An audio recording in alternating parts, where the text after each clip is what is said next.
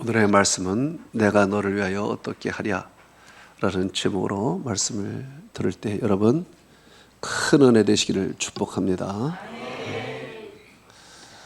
5월은 가정의 달이죠. 가정은 어떤 곳이 되어야 됩니까? 먼저는 행복해야 됩니다. 두 번째는 또 편안해야 됩니다. 이렇게 행복하고 편안한 이 가정, 우리가 소망하는 것입니다. 그러나 이 가정이 깨진다는 것은요, 우리에게 참 큰 아픔인 것입니다. 우리에게 이 행복의 조건이 있습니다. 네 가지가 있습니다. 먼저는 가족이 함께 해야 합니다. 둘째는 가족이 다 건강해야 합니다. 셋째는 경제적인 뒷받침이 되어야 합니다. 넷째는 하나님을 섬기는 믿음의 가정이 되어야 합니다. 이 네 가지 우리에게 행복의 조건입니다. 그런데 이 네 가지 중에 한 가지만 빠진다 해도 행복은 사라지는 것이고 불행의 먹구름은 그 가정에 들이오게 되는 것입니다. 우리가 한번 생각해 보십시다. 가족이 함께 하지 않는다면 그거는 행복할 수가 없습니다. 요즘에 많은 가정들이 바로 함께하지 못하고 있습니다. 저도 유학 시절에 당분간 가족과 떨어져 있었습니다. 그 떨어져 있는 동안에 얼마나 외롭고 쓸쓸한지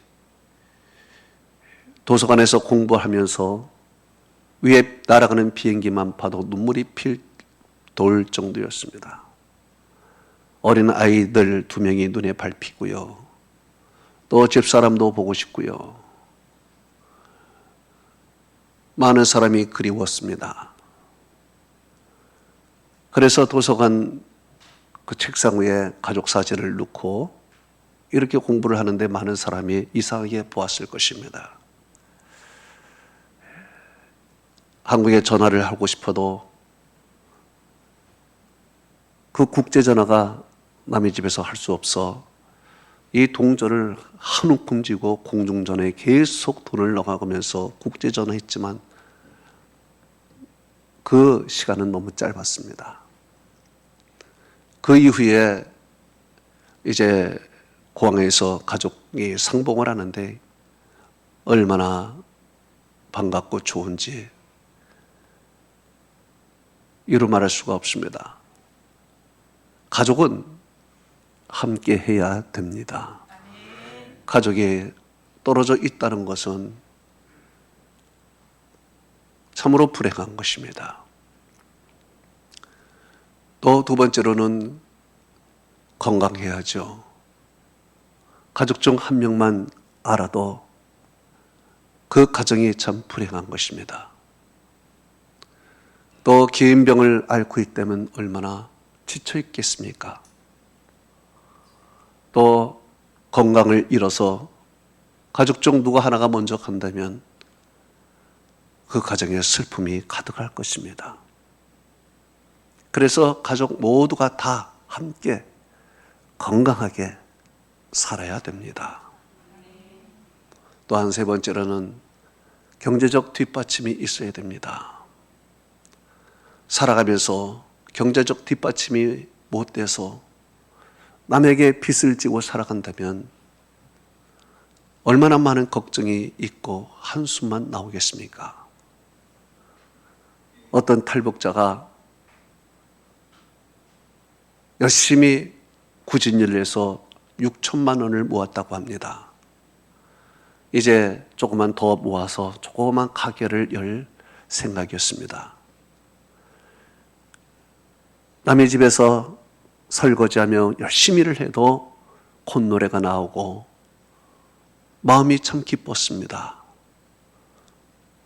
그런데 이 돈을 홀라당 다 사기를 맞은 것입니다. 그 이후로 이 사람은 마음이 슬프고 우울하고 거의 폐인이 되다시피 했다는 이야기를 들었습니다. 우리가 경제적 뒷받침이 되지 않는다면 행복의 일부분을 잃어버립니다.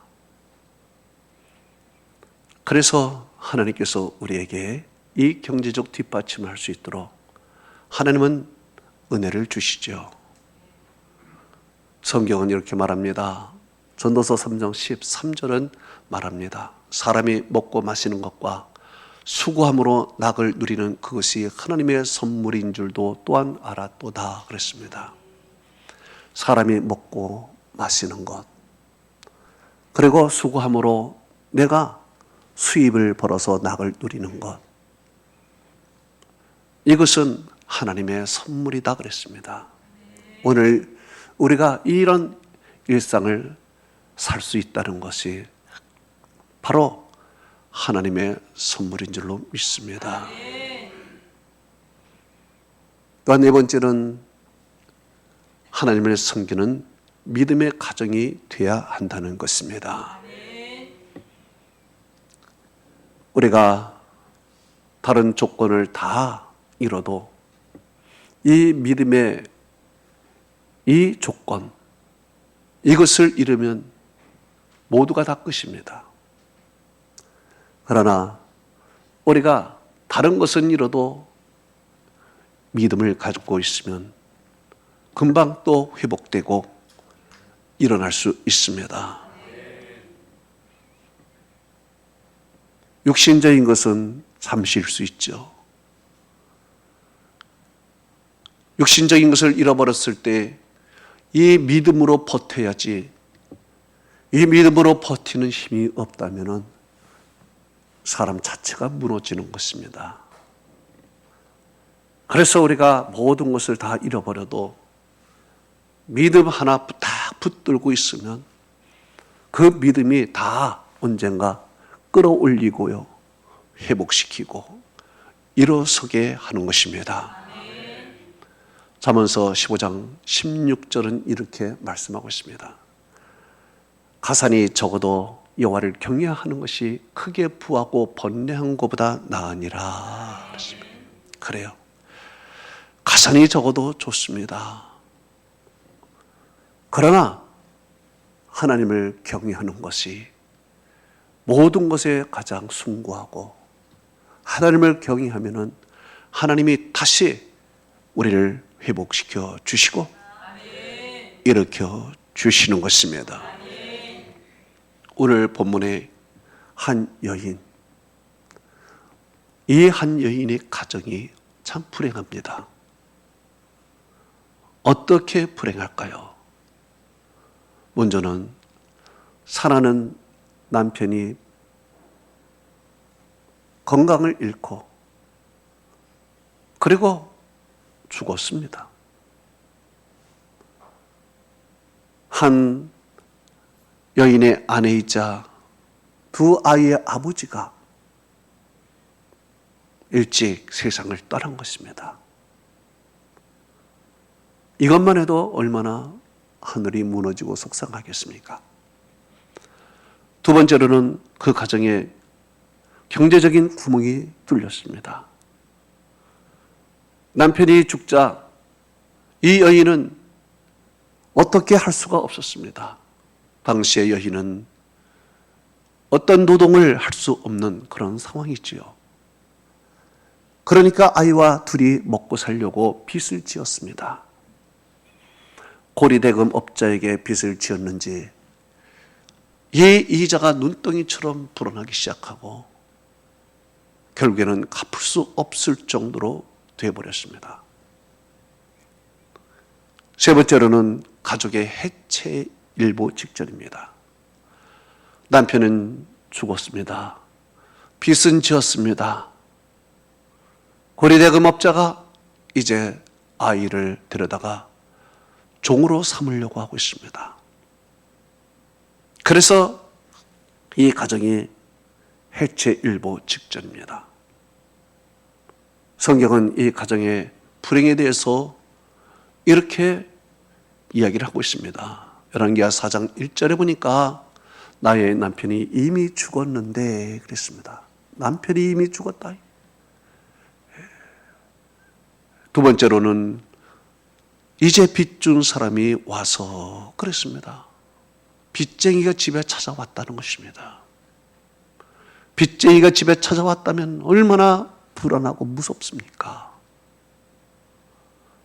셋째로는 나의 두 아이를 들여다가 그의 종을 삼고자 하나이다 그랬습니다. 내 살아른 두 아이 이제 끌고 가서 소처럼 부려먹는 종으로 삼다는 것입니다. 얼마나 불행합니까?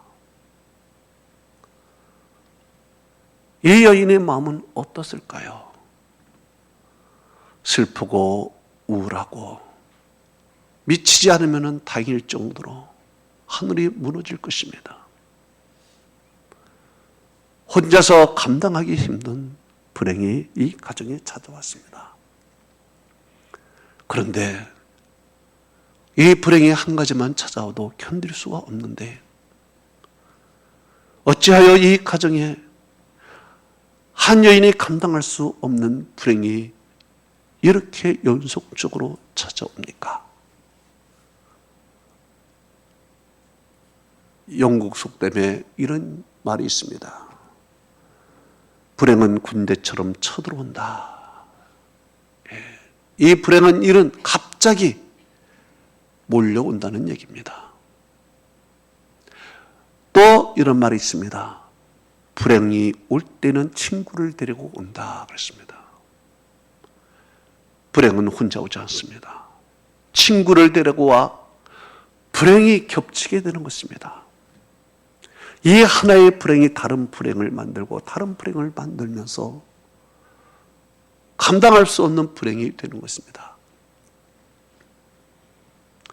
이 여인은 정말 감당할 수 없는 불행이에요.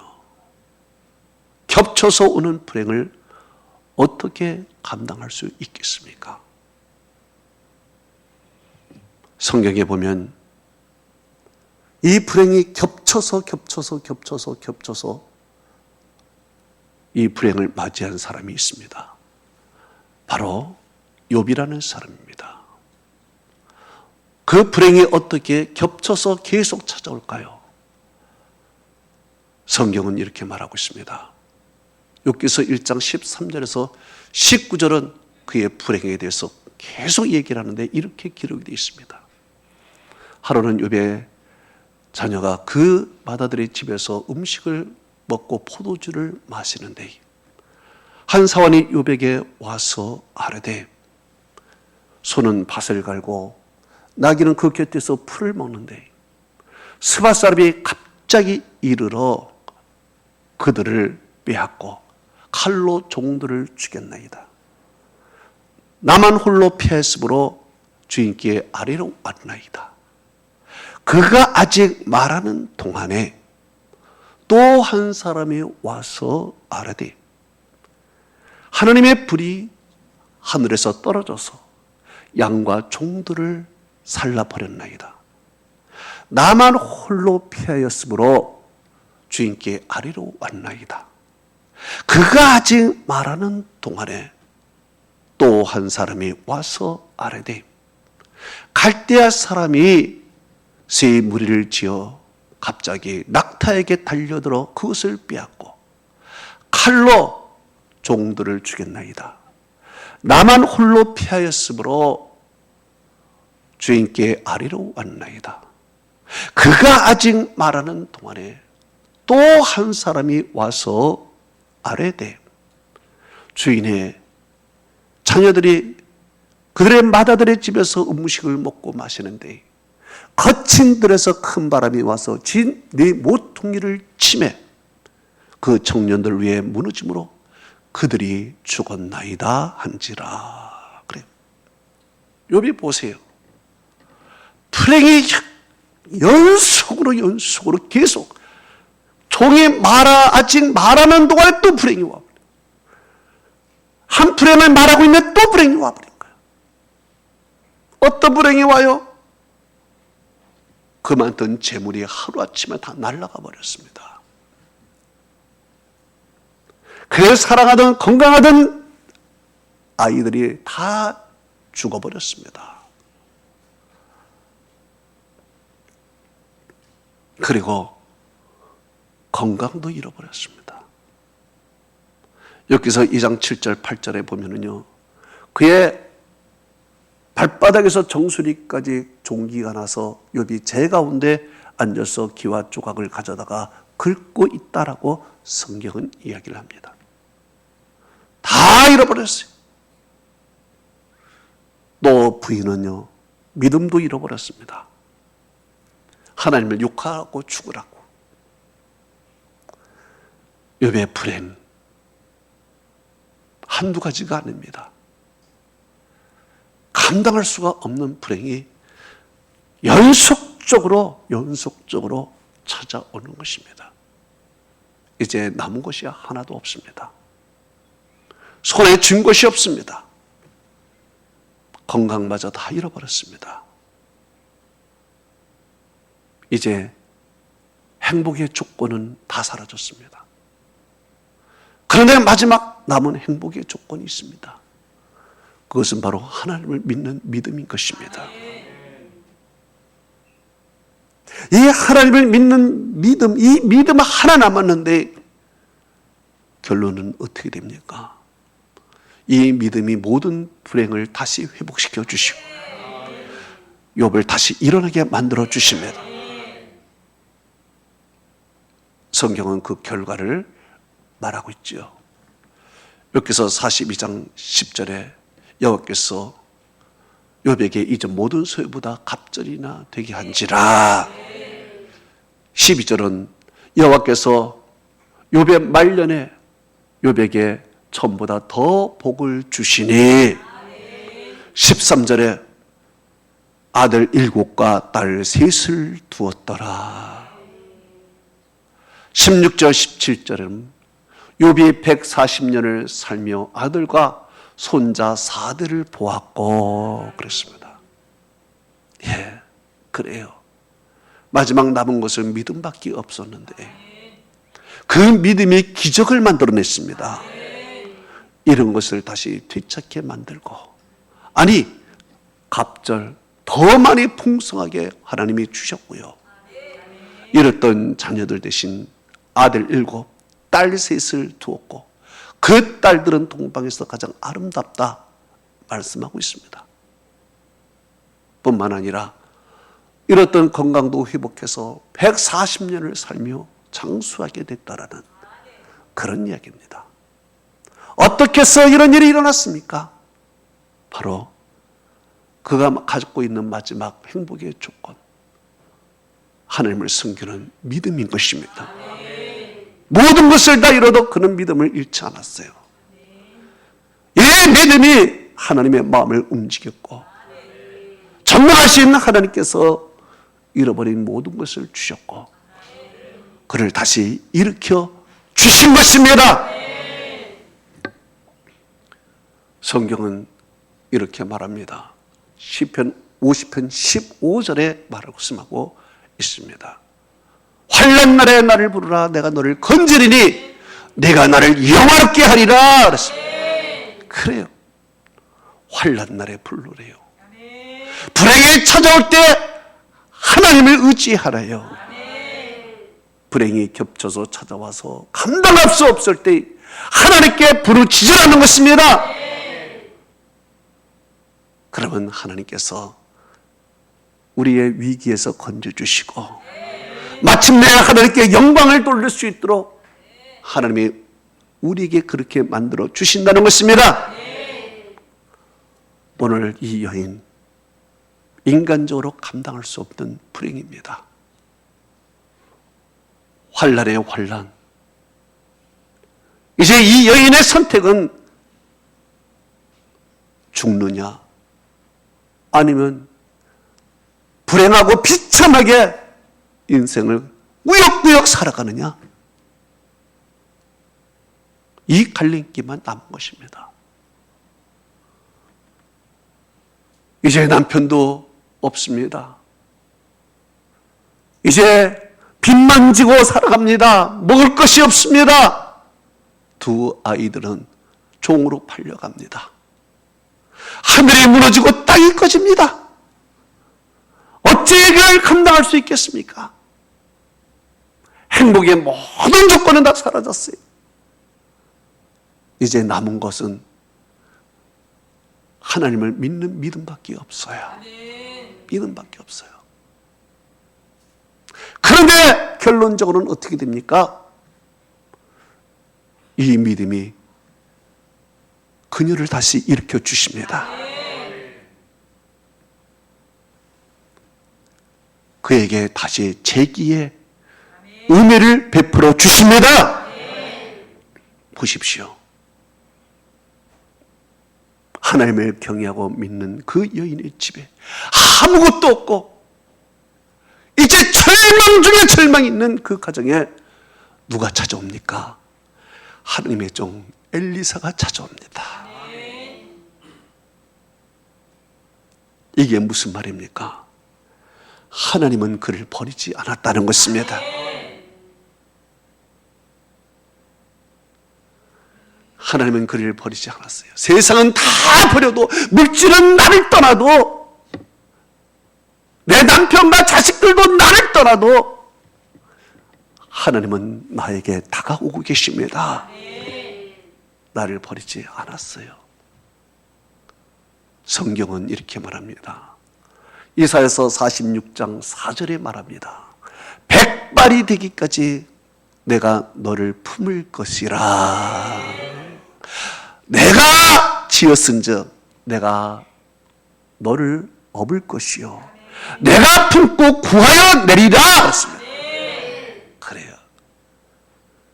이 슬픔에 잠긴 이 여인, 절망에 잠긴 여인을 하나님이 품기 위하여 다가오셨습니다. 품은 거예요. 얼마나 큰 위로가 되겠습니까? 우리가 다 없어도 나를 품을 수 있다는 하나님, 나에게 다가와서 나를 안아주시는 하나님이 있다는 것이 우리에게 얼마나 큰 힘이 되고 위로가 되겠습니까? 세상 사람들은 이것이 없어요. 세상의 조건 잃어버리면 다 끝난 것입니다. 그러나 하나님을 믿는 사람은 세상의 조건이 다 없어져도 하나님을 믿는 믿음, 이 믿음이 기적을 만들어내는 것입니다.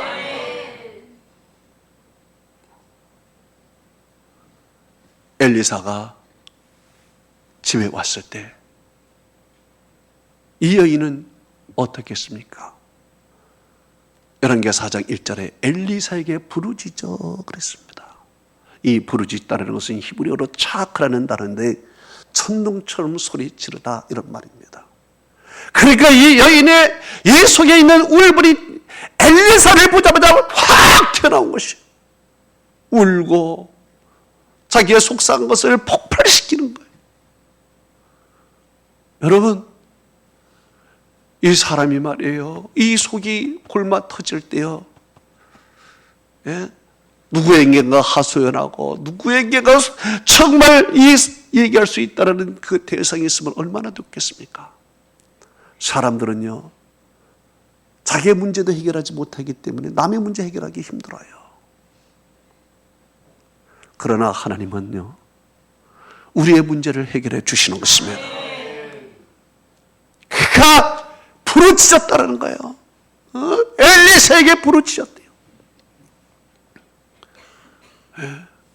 여러분, 바로 이 부르짖는 그것, 이것이 이제 하나님의 역사가 시작이 되는 날인 것입니다. 바로 그 시간이 이제 하나님의 역사하는 시간이에요. 여러분이 이 세상에서 불행을 맞이할 때, 불행이 겹쳐올 때, 인간적으로 감당하지 못할 때 하나님께 부르짖기를 축원합니다. 성경은 이렇게 말합니다. 시편 18편 6절에 내가 환난 중에 여호와께 아뢰며 나의 하나님께 부르짖었더니 그가 그의 성전에서 내 소리를 들으시며 그 앞에서 나의 부르짖음이 그의 귀에 들렸도다. 시편 54편 6절은 34편 6절은 이렇게 말씀하고 있습니다. 이 공고한 자가 부르짖음에 여호와께서 들으시고 그의 모든 환난에서 구원하셨도다. 시편 34편 15절은 말하고 있습니다. 여호와의 눈은 의인을 향하시고 그의 귀는 그들의 부르짖음에 기울이시는도다. 그렇습니다. 예수님께서 이제 마지막 예루살렘에서 십자가를 지기 위해서 여리고를 통과하십니다. 이제 예수님의 마지막 발걸음이 됩니다. 그때 한 사람이 예수님께 부르짖습니다.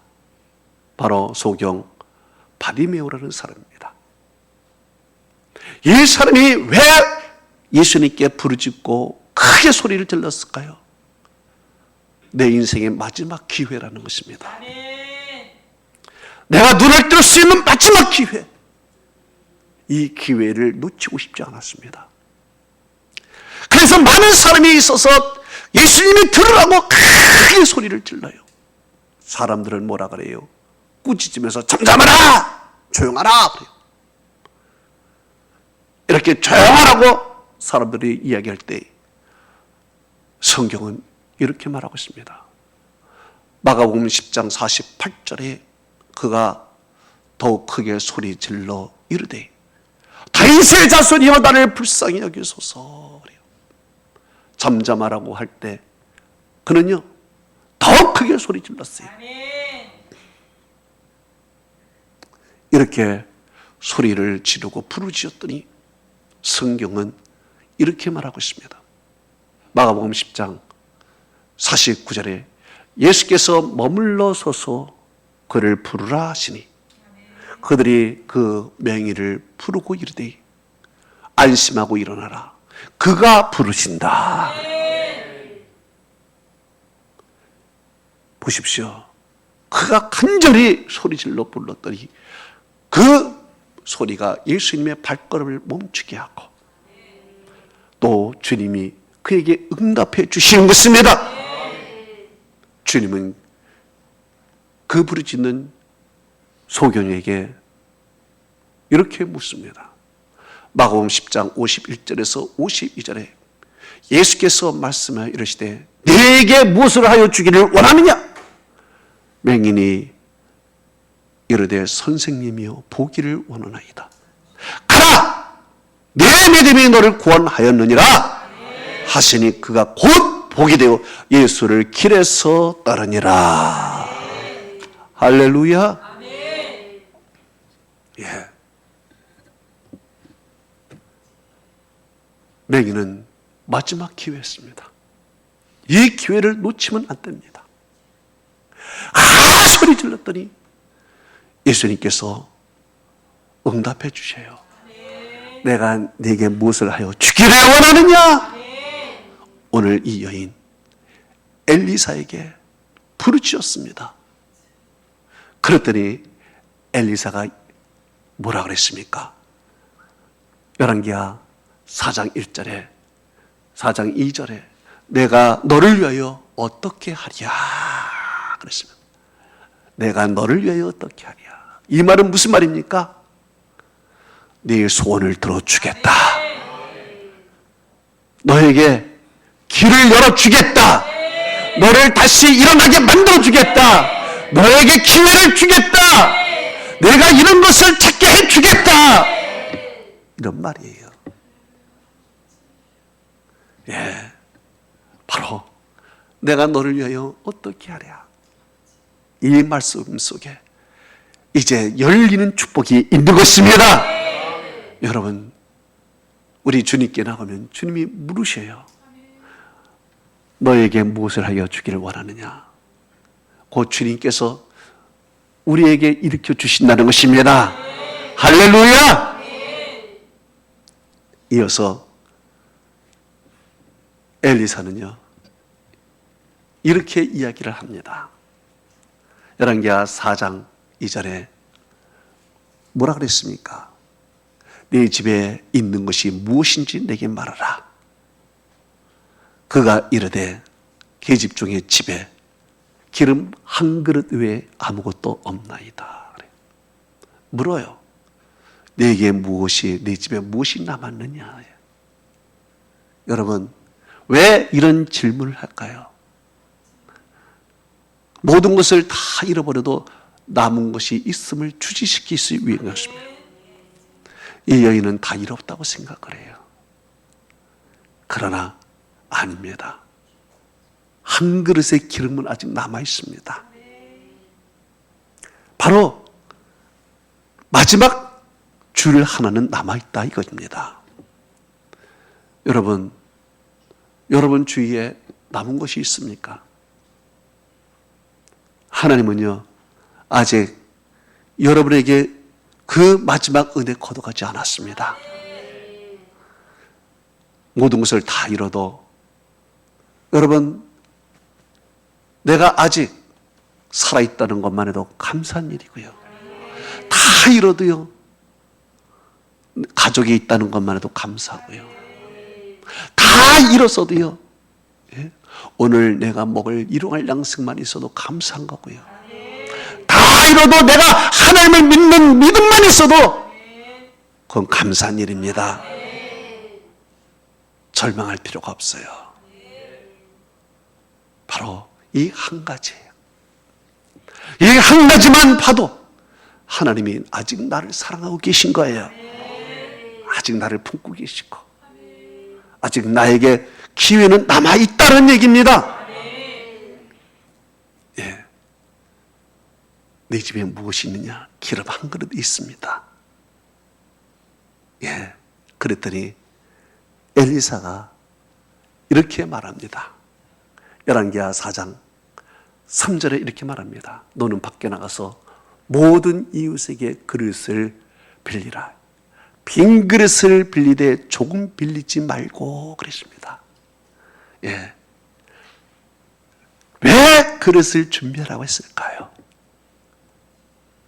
준비한 만큼 하나님이 기름을 주시기 위해서입니다. 준비한 만큼. 5절 6절은 이렇게 말씀하고 있습니다. 모든 그릇에 기름을 부어서 차는 대로 옮겨 놓으라 하니라. 여인이 물러가서 그의 두 아들과 함께 문을 닫은 후에 그들은 그릇을 그에게로 가져가고 그는 부었더니 그릇에 다 찬지라. 여인이 아들에게 이르되 또 그릇을 내게로 가져오라. 아이들이 이르되 다른 그릇은 없나이다 하니 기름이 곧 그쳤더라. 그렇습니다. 예. 주님은 풍성하게 주고 싶었어요.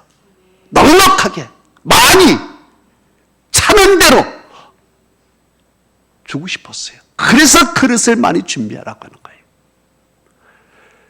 에베소 3장 20절은 이렇게 말하고 있습니다. 우리 가운데 역사하시는 능력대로 우리가 구하거나 생각하는 것에 더 모든 것에 넘치도록 능히 하실 이에게 그랬습니다.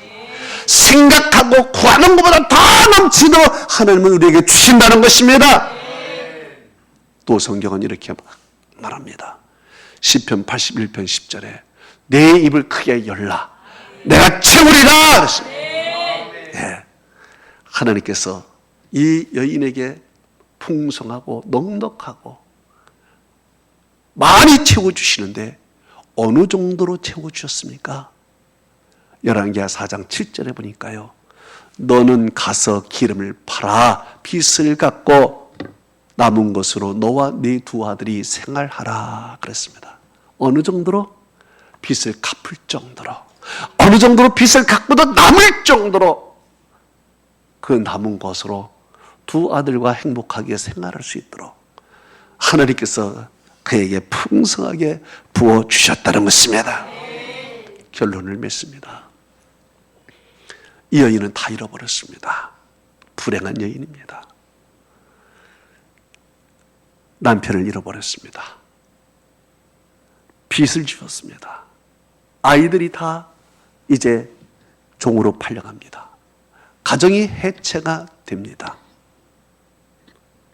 이제 이 여인의 선택은 죽느냐, 비참하게 살아가느냐. 그런데 그에게 마지막 남은 것은 하나밖에 안 남았습니다. 하나님을 믿는 믿음인 것입니다. 이 믿음이 기적을 만들어냅니다. 이 믿음이 없어진 것을 다시 끌어올립니다. 회복시켜 주십니다. 일으켜 주십니다. 이 믿음을 갖고 있더니 엘리사가 그 집에 찾아와요. 우리 하나님이 그를 버리지 않았다는 것입니다. 그를 아직 사랑하고 그리고 그에게 은혜를 주신다는 것입니다. 품어주신다는 거예요. 이렇게 찾아온 엘리사에게 그는 부르짖어요. 자기의 형편을 다 이야기합니다. 그렇게 들은 엘리사는요, 내가 너를 위하여 어떻게 하랴?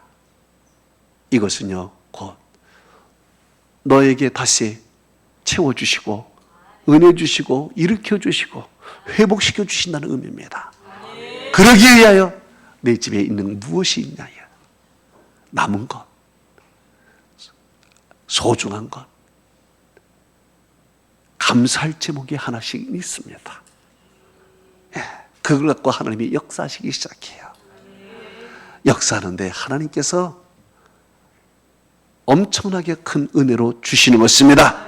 어느 정도로 주시느냐? 빚을 다 갚고 남도록, 그 남은 것으로 생활할 수 있도록 하나님이 부어주시는 것이 여러분의 가정에 풍성함이 넘치기를 축원하고요, 회복되기를 축원하고요, 잃었던 웃음을 다시 되찾기 바랍니다. 하나님의 은혜와 축복이 함께하기를 축원합니다. 우리 이 시간에 눈을 감아 보십시오.